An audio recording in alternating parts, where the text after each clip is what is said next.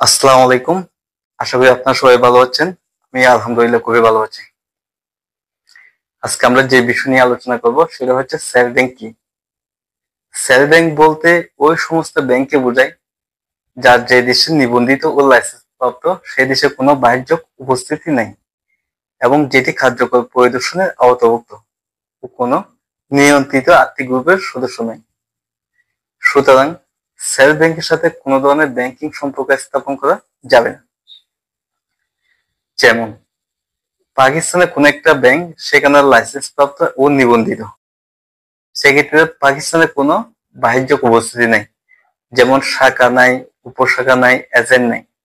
সেক্ষেত্রে পাকিস্তানের লাইসেন্স নিয়ে তারা বাংলাদেশে এসে ব্যবসায়িক সম্পর্ক স্থাপন করেছে।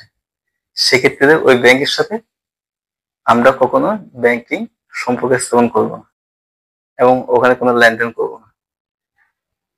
সেক্ষেত্রে ওই পাকিস্তানের ব্যাংকটাকে সেল ব্যাংক হিসেবে গণ্য করা হবে। ধন্যবাদ সবাইকে, ভালো থাকবেন। আসসালামু আলাইকুম।